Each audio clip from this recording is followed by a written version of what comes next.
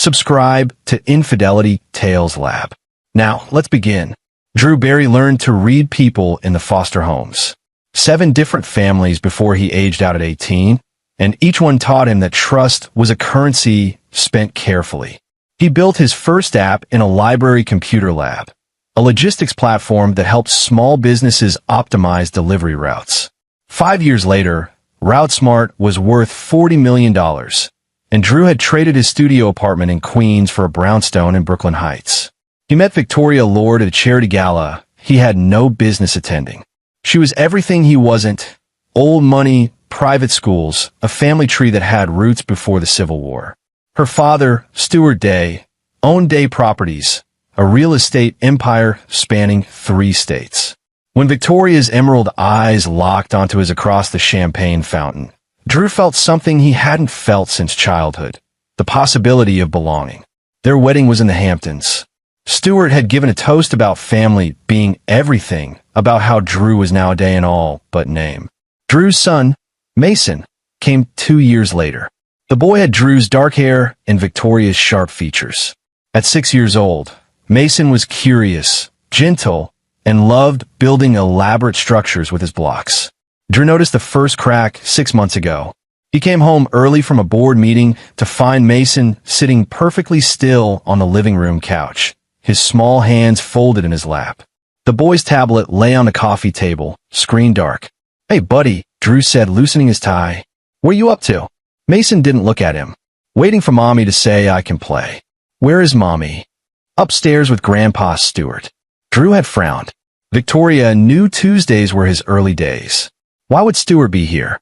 But when he went upstairs, he found them discussing a fundraiser for Victoria's Historical Preservation Society. Stuart clapped him on the shoulder, called him son, and everything seemed normal. Except it wasn't. Mason had started flinching when Victoria raised her voice. He'd become quieter, more withdrawn. When Drew asked Victoria about it, she laughed it off. "He's just going through a phase." "Daddy, you went through the same thing at his age, didn't you?" Stuart had nodded sagely. "Sensitive boy. He'll toughen up." Drew wanted to believe them. They were family. They knew about raising children. The Days had done it for generations. Who was he, a former foster kid, to question their methods? The business trip to Seattle was supposed to be 3 days.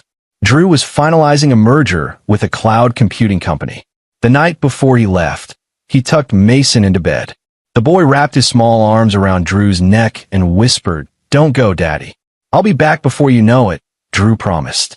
3 days. "We'll go to Coney Island when I get home." Mason's grip tightened. "Promise. Promise." On the flight, Drew worked through acquisition documents and barely noticed the 5 hours pass. He landed in Seattle at 2 p.m. local time, checked into the Fairmont Olympic, and was reviewing contracts when his phone rang. The screen showed Secure View Systems, the home security company that monitored their Brooklyn brownstone. "Mr. Barry, this is Janet from Secure View. Sir, we need you to access your account immediately. We flagged something on your garage camera that requires urgent attention." Drew's stomach dropped. "Is it a break-in?" "Sir, I can't describe this over the phone. Please access the feed." He opened his laptop with shaking hands. The Secure View dashboard loaded. He clicked on the garage camera, expecting to see shattered windows or masked intruders. What he saw instead turned his blood to ice. The garage had been converted into a playroom last year. Colorful foam mats covered the concrete floor. Mason's toy chest sat in the corner, and in the center of the frame, a rope hung from the exposed ceiling beam. Stuart Day held one end of that rope. Mason dangled upside down, his small ankles bound together, his face purple and streaked with tears. His mouth was open in a scream Drew couldn't hear. The garage cameras didn't record audio. Victoria stood beside her father, arms crossed. She was saying something, her face animated with anger. Then she turned, walked to the workbench, and returned with Drew's leather belt, the expensive one she'd bought him for Christmas. She handed it to Stuart. Stuart tested it against his palm, then swung. Mason's body jerked. Even without sound, Drew could see his son scream. 4 women stood in the background, phones raised. Drew recognized them, Victoria's cousins from her father's side. Anita Day, Stuart's sister's daughters. Sherry, Kelly and Christy. They were filming. One of them, Christy, was laughing. Drew watched his son vomit. Watched Stuart pull him higher. Watched Victoria check her phone with casual indifference. The timestamp read, today 6:47 p.m. Eastern Standard Time. 23 minutes ago. Drew's hands moved before his mind caught up. He dialed a number he'd memorized but never called. It rang once. Mr. Barry. The voice was crisp, professional. This was Raphael Houston, head of a private security firm Drew had used once, 3 years ago, when a disgruntled former employee had threatened to leak proprietary code. Raphael's team had handled it quietly and efficiently. I need an extraction, Drew said. His voice sounded strange, too calm, too cold. My son, 6 years old, Brooklyn Heights. He rattled off the address. There are 6 hostels. 1 elderly male, 1 adult female for adult females. They're currently torturing him. Police. No. The word came out hard. I'm handling this personally. I need him safe, and I need them contained until I arrive. Understood. We're 17 minutes out. I'll need you to grant system access. Already done. Drew's fingers flew across the keyboard, adding Raphael's credentials to the SecureView account. You have full control of the security system. Cameras, locks, everything. There's a safe room in the basement. Get Mason there. No one else enters or leaves the property. And the hostels? Drew's jaw tightened. Restrain them. I don't care how. I'll be there in... He checked his watch, pulled up flight options on his phone. 2 hours, 17 minutes. He hung up and called the hotel desk. This is room 1847. I need a car to Boeing Field immediately. I don't care what it costs. 12 minutes later, Drew was in the back of a Mercedes, watching Seattle's skyline blur past. His phone rang. Raphael. We're inside. Subject is secure. He's terrified, but physically intact. Current injuries appear to be bruising and welts. The hostels are vocal. I don't give a damn what they're saying. Put them in the living room. Zip ties, no phones. I want them exactly where they are when I arrive. Copy that. Drew ended the call and stared at his phone. The photo on his lock screen showed Mason grinning gap-toothed, holding up a sandcastle they'd built last summer. His hand was shaking now, not from fear, from rage so pure it felt like touching a live wire. He'd given Victoria everything. He'd welcomed Stuart into their lives, deferred to him on parenting decisions, let the Day family's traditions override his instincts. And they'd used that trust to torture his son. The Mercedes pulled up to a sleek Gulfstream G650. Drew climbed the stairs without looking back. The pilot, a woman with sharp eyes and gray-streaked hair, nodded once. Mr. Barry, we're filed for Teterboro. 2 hours, 5 minutes flight time. I understand time is critical. Every second matters. The jet's engines were already running. Mason was in the basement safe room when Drew landed. Raphael met him at the door, his expression carefully neutral. The man was built like a linebacker, with close-crop hair and a scar running through his left eyebrow. Your son's with my medic. No broken bones. Extensive bruising across his back, legs, and arms. Belt welts. Rope burns on his ankles. Signs of previous abuse. Healed bruises, old scars. This wasn't the first time. Drew's vision went red at the edges. Show me. The living room looked like a crime scene. Stuart sat on the Italian leather sofa, zip-tied hands behind his back. Victoria was beside him, her perfect composure finally cracked. Mascara streaked her face.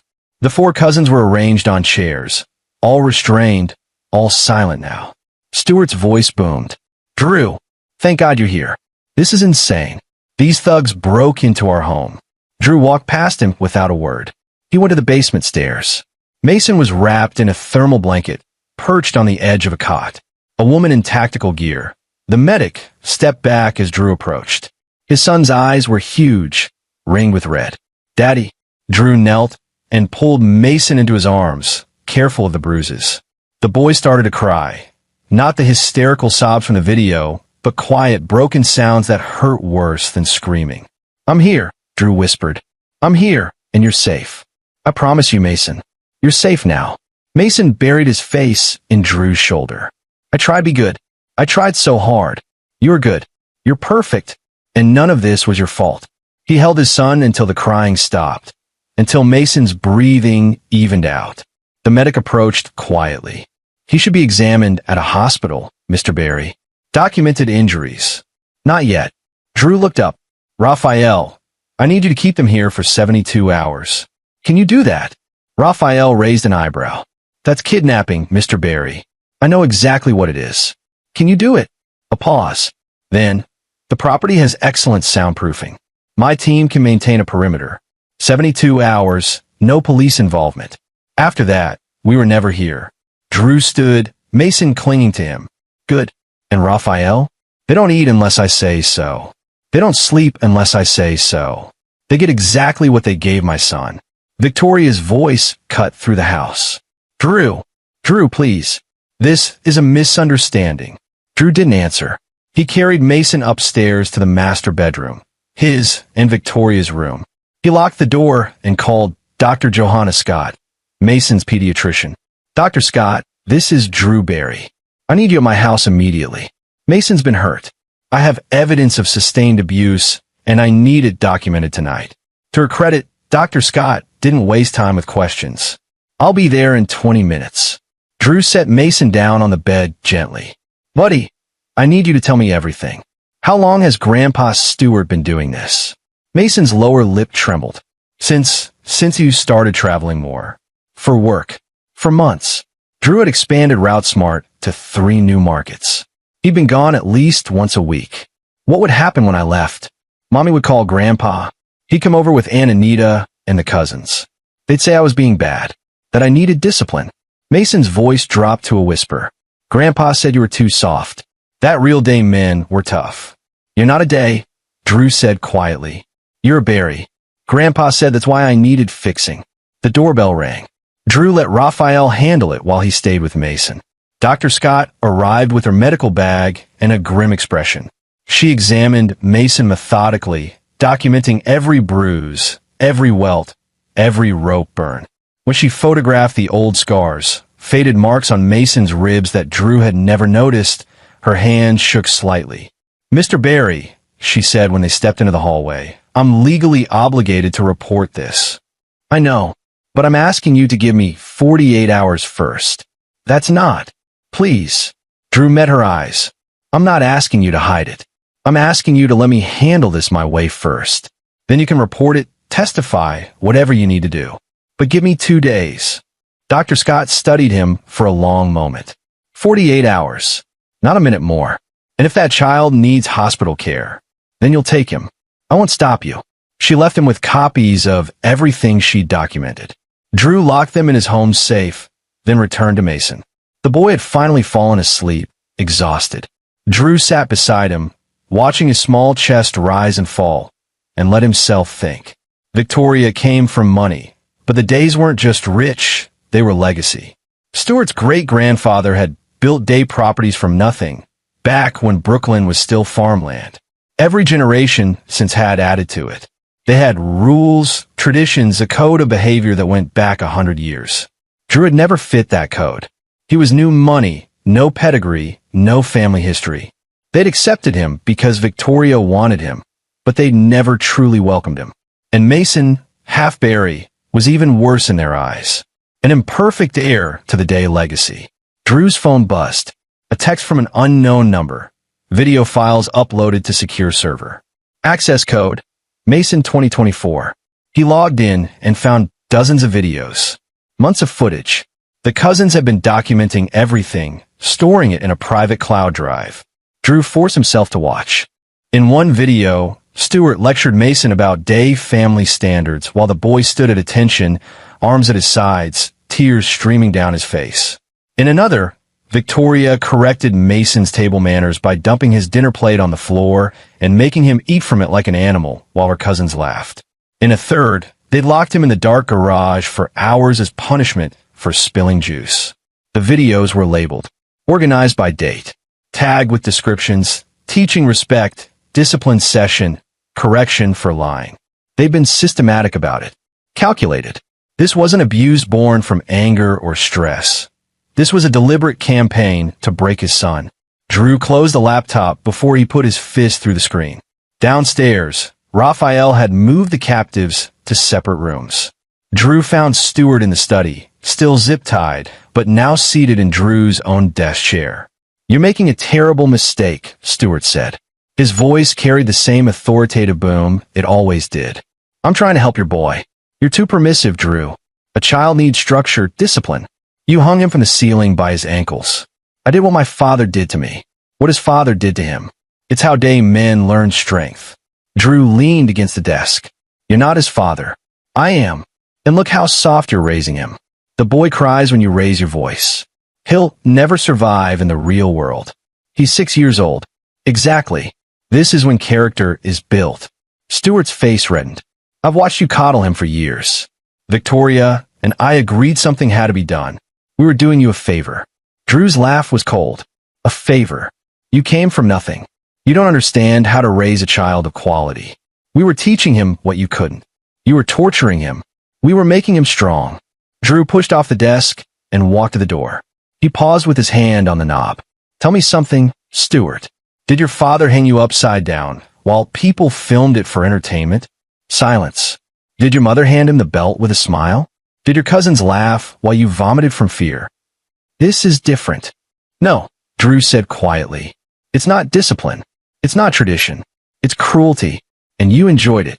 He left Stuart sputtering and found Victoria in the dining room. She looked small without her usual confidence, hunched in a chair with her designer dress rumpled. "Drew, please listen. How long have you hated him?" Victoria blinked. "What? I don't hate Mason. I love him." "Don't." Drew's voice was flat. "I've seen the videos, Victoria. All of them. I watched you dump his dinner on the floor.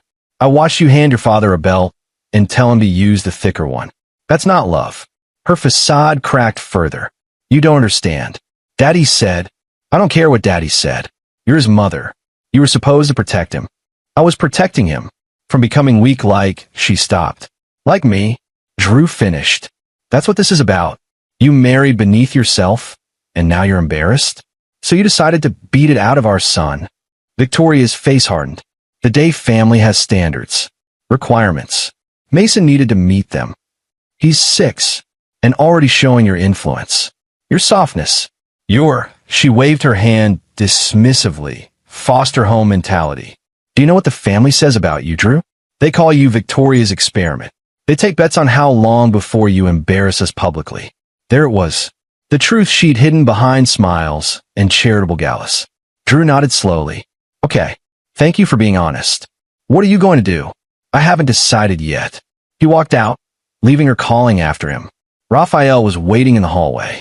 "Mr. Barry, the cousins are asking for lawyers. They can ask all they want. What did you find out about them?" Raphael consulted his tablet.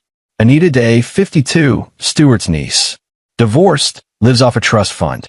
Sherry Day, 28, aspiring influencer, 47,000 Instagram followers.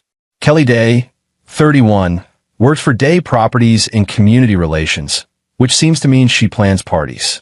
Christy Day, 25, unemployed, recently cut off from her trust fund for undisclosed reasons. All 4 live in properties owned by Stuart or Day Properties LLC. So they're dependent on him. Completely. Without Stuart's goodwill, they'd have nothing." Drew smiled without humor. "Good to know." He spent the rest of the night in Mason's room, watching his son sleep and planning. By sunrise, he had the outline of something that felt right. Not justice. The legal system would call it revenge. But Drew had learned in foster care that sometimes the world didn't give you justice. Sometimes you had to make your own. Dr. Scott returned in the morning with a colleague, a child psychologist named Dr. Alfred Moss. They spent 2 hours with Mason, then met with Drew privately. "Your son has been experiencing severe psychological abuse for approximately 4 months, Dr. Moss said. Physical abuse for at least 3. He shows signs of complex trauma, hypervigilance, flinching responses, dissociative episodes. He's been conditioned to believe he's inherently flawed and deserves punishment. Can he recover? With proper therapy and a safe environment, yes. Children are remarkably resilient. But Mr. Barry," Dr. Moss leaned forward, "he can't be around those people ever again. Not his mother, Not his grandfather, none of them. The damage they've done runs deep. Drew nodded. He'd already known that. Thank you, Doctor. When they left, he returned to the basement where Raphael's team had set up a command center. Monitors showed feeds from every room where the captives were held. Drew watched Stuart pace his room like a caged animal. Watched Victoria stare at the wall. Watched the cousins huddle together, whispering, "Raphael, I need you to find everything about Stuart Day's business. Every deal, every property, every financial relationship. And I need it by tonight." That's a lot of data. You told me once your team could crack a bank security in 6 hours. This is a real estate company. I'm betting their cybersecurity is worse. Raphael grinned. I'll have it in 4. Drew made his first call at noon. Tony, it's Drew Barry. I need a favor. Tony Pena was a federal prosecutor Drew had met through business channels. They'd bonded over their shared experience in the foster system. Drew, good to hear from you. What's up? Hypothetically, if someone had video evidence of child abuse, what would be the best way to ensure the abusers faced maximum consequences? A long pause. This isn't hypothetical, is it? No. Are we talking about Mason? Yes. Tony's voice went hard. What do you need? Drew laid it out carefully.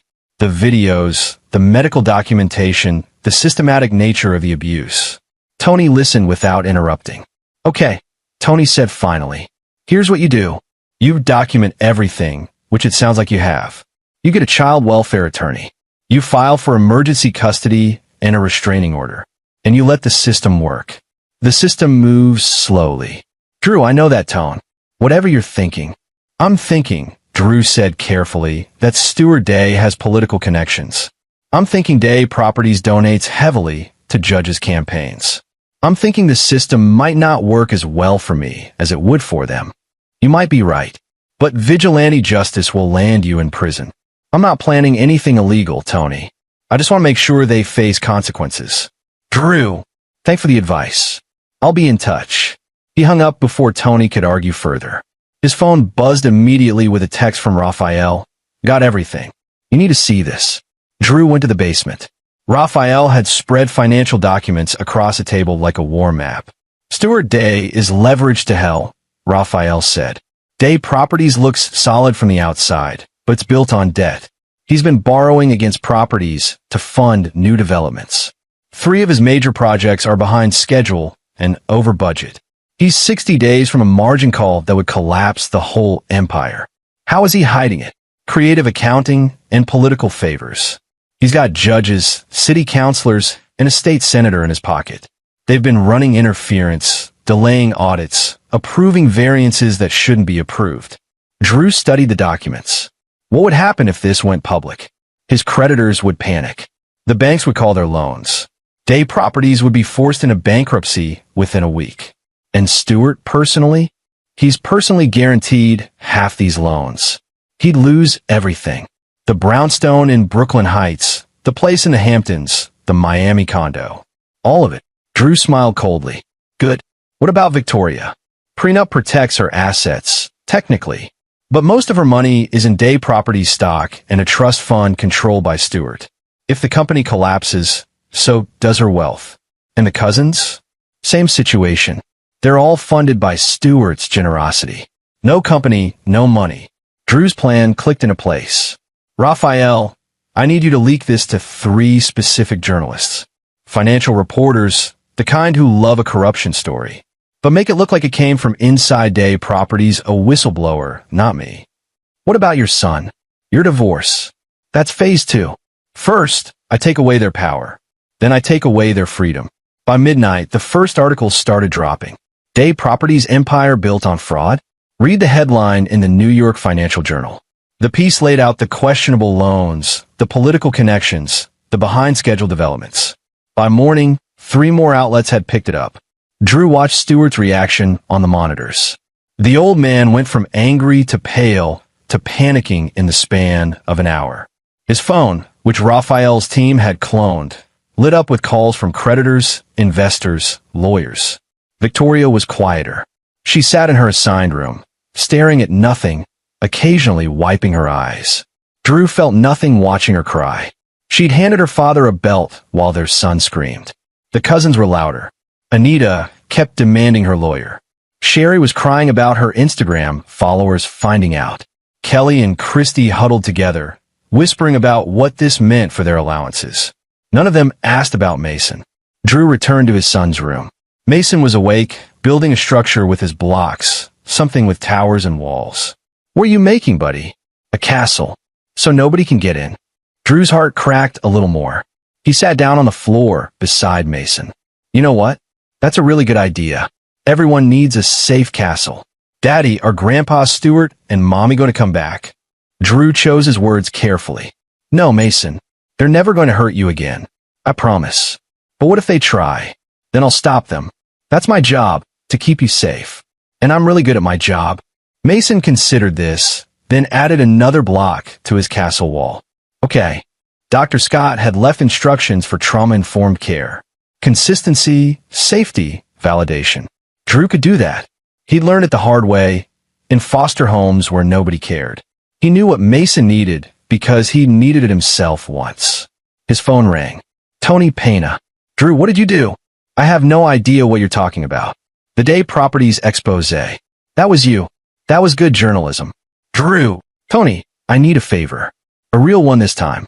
I need the best family law attorney in New York. Someone who's not afraid of going after powerful families." A sigh. "I know someone. Janine McCann. She's a pit bull. Represented a client against the Rothstein family last year and won full custody plus a restraining order. Can you make an introduction? I'll text you her number. But Drew, be smart about this. Don't give them ammunition." "I'm always smart." He hung up and texted Janine McCann. She responded within minutes. "Can meet tomorrow 9 a.m. Bring everything." Drew looked at Raphael. "We're at the 48-hour mark. Time to let Dr. Scott make her report. And our guests. Keep them here until I say otherwise. They're not going anywhere." Janine McCann was exactly what Tony had promised. Sharp, direct, and utterly unimpressed by the Day family name. She reviewed Drew's evidence in her office, occasionally making notes, her expression growing darker. "This is one of the most clear-cut cases I've ever seen," she said finally. "The videos alone would be enough. Add the medical documentation, the psychologist's evaluation, and the pattern of behavior. You'll get full custody and a permanent restraining order. The only question is whether Victoria faces criminal charges."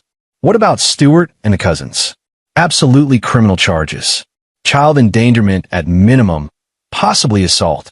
The DA will want this case. It's high profile and the evidence is airtight." "How long?" "Emergency custody hearing can be as soon as tomorrow.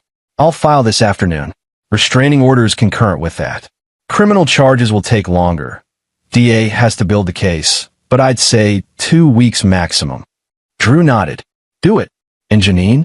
I want Victoria to have nothing. Not custody, not visitation, nothing.